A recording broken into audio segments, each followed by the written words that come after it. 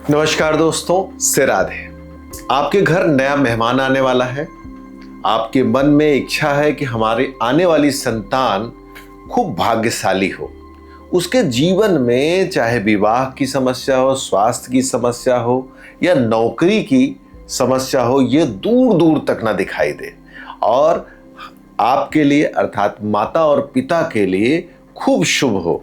जीवन में सफलता की ऊंचाइयों को छुए, लक्ष्मीवान रहे और उसका जीवन हर तरह से प्रॉब्लम से मुक्त रहे। तो यह वीडियो आपके लिए खास होने वाली है।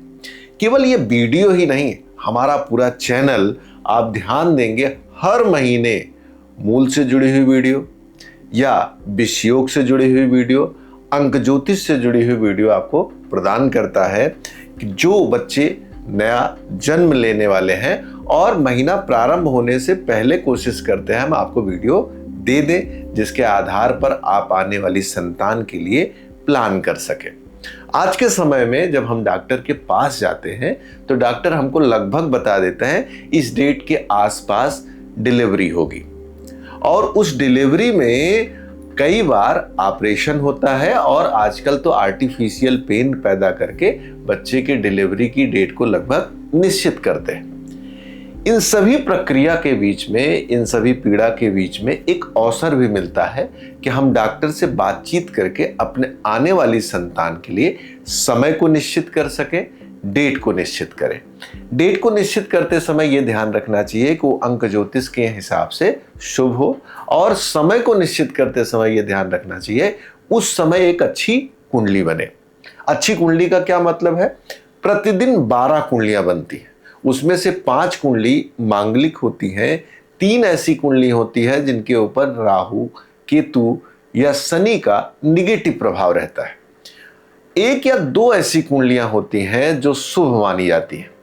तो आप कोशिश करें कि अपने आने वाली संतान के लिए एक श्रेष्ठ डेट के साथ साथ एक श्रेष्ठ समय का चयन करें, जिसमें राजयोग हो, जिसमें ग्रहों की ऐसी जमावट हो या ग्रहों की ऐसी स्थिति हो जिससे उसका एजुकेशन, दिमाग, सुख, उसके आने के बाद घर में खुशियां बढ़े। इस वीडियो में हम आपसे साथ चर्चा करने वाले हैं, आपसे बात करने वाले हैं कि अमावस्या और साढ़े साती आने वाले महीने अर्थात अगस्त 2026 में कब कब पड़ रहे हैं। और जो डाटा हम आपको देने वाले हैं वो बनारस के ऋषिकेश पंचांग का है। बनारस के पंचांग की अपनी एक महत्ता है और आप अगर पहले से जान जाएं ये सारी चीजें तो डॉक्टर से बातचीत करके डेट को आगे पीछे कर सकते हैं और आप चाहें तो एक अच्छा समय भी निकलवा सकते हैं जो आपके और आपके पति के लिए शुभ हो, आपके परिवार के लिए शुभ हो। अगर समय निकलवाना चाहते हैं तो दिए नंबर पर कॉल करके सीधे बातचीत कर सकते हैं। आइए मुख्य विषय पे चलते हैं कि कब कब यह दोष का प्रभाव है और उससे कैसे पहले ही जानकर बचा जाए। सबसे पहले बात करेंगे अमावस्या की। अमावस्या अगर अगस्त के महीने की बात करें तो बोर्ड पे साफ साफ लिखा है कि 11/8/2026 को 4:29 AM से चंद्रमा उस राशि में प्रवेश करेगा जिसमें सूर्य ऑलरेडी मौजूद है। कहा जाता है कि जब सूर्य और चंद्रमा एक दूसरे के पास आ जाते हैं तो अमावस्या का संयोग बनता है। लेकिन अगस्त 2026 की एक विशेष बात यह है कि इस महीने चंद्रमा की ही राशि में जाकर सूर्य बैठे हुए हैं। इस कारण से अमावस्या तो लगेगी लेकिन वो दोष उतना ज्यादा नहीं रहेगा। क्यों? क्योंकि चंद्रमा यहां पर स्वगृही भी रहेगा। अब विषय उठता है कि कब तक रहेगा। 13/8/2026 को 7:33 AM तक चंद्रमा इसी राशि में विद्यमान रहेगा। ऐसे तो अमावस्या के संबंध में पंचांग में मात्र एक डेट का चयन किया जाता है, अर्थात एक डेट को, एक तिथि को ही हम कहते हैं आज अमावस्या है। लेकिन ज्योतिषीय दृष्टि से देखा जाए तो जब सूर्य और चंद्रमा एक राशि में पहुंचते हैं तो वो कालखंड आने वाली संतान को लेकर थोड़ा चिंतापूर्ण माना जाता है। कारण क्या है? कहा जाता है कि सूर्य की बड़ी रोशनी के सामने चंद्रमा की रोशनी विलीन हो जाती है और चंद्रमा को मन, माता और कैश फ्लो का कारक माना जाता है, जिस आधार पर बच्चे के जीवन में थोड़ी बाधाएं आती हैं। लेकिन इस महीने ये चीज़ थोड़ा सा उतना प्रभावशाली नहीं रहेगा। लेकिन अगर इन चीज़ों के साथ साथ अगर आप एक अच्छी कुंडली का भी चयन कर लेते हैं तो आपके लिए शुभ और मंगलकारी रहेगा। अब बात करते हैं शनि की साढ़े साती की। साढ़े साती एक ऐसी चीज है जिसमें चंद्रमा गति करते हुए शनि के आसपास पहुंचता है। अभी आपको हमने बताया कि चंद्रमा मन का मालिक है, माता का मालिक है और साथ में आपके जीवन में अनुभव, सुख, कैश फ्लो, इन तमाम चीजों का कारक चंद्रमा को माना जाता है। कुंडली में चंद्रमा का शुभ ना होना ये बहुत बड़ा चैलेंज क्रिएट करता है। कई बार मैंने देखा है कि सफल लोग भी जीवन में बहुत दुखी रहते हैं। आपने सुना होगा कि एक आईएएस ने सुसाइड कर लिया। बड़े कलाकार थे लेकिन वो डिप्रेशन में चले गए। बड़े खिलाड़ी थे लेकिन बाद में वो परेशान हुए। जब मैंने देखा कि ऐसी कुंडलियों में ज्यादातर चंद्रमा खराब मिलता है, और ये महज मेरा अनुभव नहीं है, ये बड़े बड़े ज्योतिषियों का अनुभव। 12 जो कुंडलियां बनती हैं उन कुंडलियों में बेस्ट कुंडली चयन करके आने वाली संतान के लिए एक शुभ समय निकालना ये अपने आप में एक बड़ा चैलेंज होता है। कई बार तो लोग सोचते हैं कि जो मुहूर्त दिया हुआ है ऐप या ऑनलाइन, जैसे जिसमें कहते हैं कि अभिजीत मुहूर्त है, या कुछ लोग कहते हैं कि अभी तो राहु काल चल रहा है, इस समय पैदा हो कि ना हो। लेकिन ज्योतिषीय दृष्टि से देखा जाए तो इन चीज़ों का महत्व उतना ज़्यादा नहीं होता है। महत्वपूर्ण होता है कि बच्चा जिस कुंडली में जन्म ले रहा है, अर्थात उस समय राजयोग है कि नहीं, मांगलिक है कि नहीं, लग्नेश मजबूत है कि नहीं, नक्षत्र और ग्रहों का जो की महादशा है उसको किस तरह से लिया जा रहा है या देखा जा रहा है, वो चीज़ें ज़्यादा महत्वपूर्ण रहती हैं। आइए साढ़े साती पे बात करते हैं।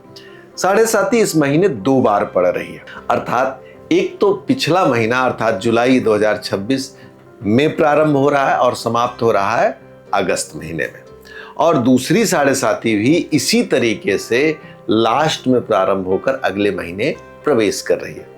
इस आधार पर दोनों साढ़े साती को हमें इस महीने में शामिल करना पड़ रहा है। सबसे पहली साढ़े साती की बात करें तो 31 जुलाई 2026 को 6:44 AM से प्रारंभ माना जा रहा है। कब तक रहेगा? 6 अगस्त तक रहेगा। कब 6 अगस्त में टाइमिंग की बात करें तो 11:49 PM तक। अब आपके मन में एक प्रश्न आना चाहिए कि साढ़े साती का क्या प्रभाव होता है, या साढ़े साती में बच्चा अगर जन्म ले रहा है तो यह उचित है कि अनुचित है। साढ़े साती के 3 चरण होते हैं।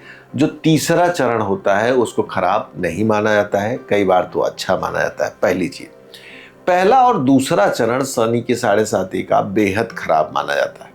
कोशिश करें कि उसमें बच्चे का जन्म ना हो। लेकिन आपके मन में होगा क्या जन्म के समय साढ़े साती नहीं आएगी तो पूरे जीवन नहीं आएगा? आएगा, फिर जीवन में साढ़े साती आएंगे। 2 से 3 बार साढ़े साती है।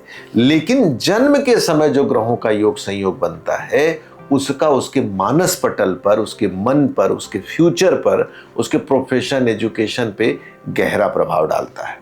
और शनि को दुख का कारक, शनि को न्याय का कारक, पीड़ा का कारक, बीमारी का कारक माना जाता है।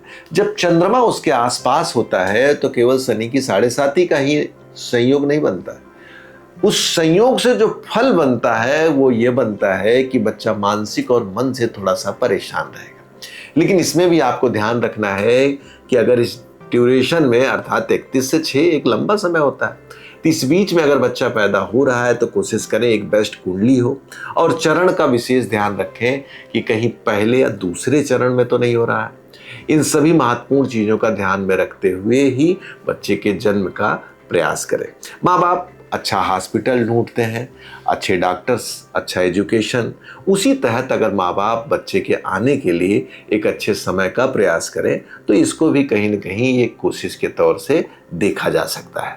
और ज्योतिष पंचांग इस सहयोग में हर बार आपके साथ खड़ा होता है कि आपको मूल की वीडियो, अंग ज्योतिष की वीडियो, अमावस्या की वीडियो प्रदान करता है। इसके साथ साथ अगर और अच्छा समय अर्थात वो 12 कुंडलियों वाला विशेष समय निकलवाना चाहते हैं तो दिए नंबर पर कॉल करके आप हमसे सीधे बातचीत कर सकते हैं। अब दूसरे चरण अर्थात जो दूसरी साढ़े साती पड़ने वाली है, हम उस पर बात करते हैं। 27 अगस्त 2026 को 2:14 PM से दूसरी साढ़े साती प्रारंभ हो रही है। और ये साढ़े साती महीने के अंत से शुरू होकर अगले महीने तक जा रही है, अर्थात 3 सितंबर 2026 7:52 AM तक, मॉर्निंग तक ये दूसरी साढ़े साती रहेगी।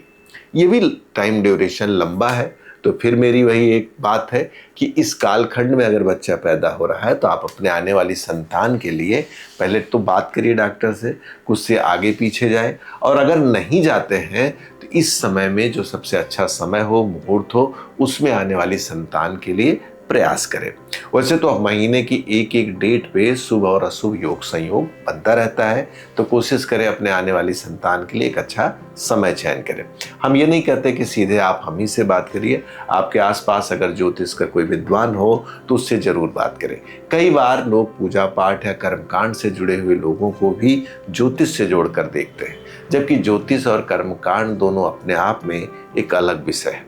अगर आपको ज़रूरत है कि एक अच्छा समय निकलवाना है तो दिए नंबर पर कॉल करके सीधे बात करें। वीडियो पसंद आई हो तो लाइक और सब्सक्राइब करें, शेयर करना बिल्कुल ना भूलें। और उन घरों के साथ जिनके घर नई खुशी, नया मेंबर आने वाला है, क्योंकि हर माँ बाप की इच्छा होती है कि हमारे बच्चे की जीवन में समस्या ना आए, खुशियां खूब रहे, स्वस्थ रहे। इन तमाम शुभकामनाओं के साथ हम वीडियो में विदा चाहते हैं। धन्यवाद। से राधे।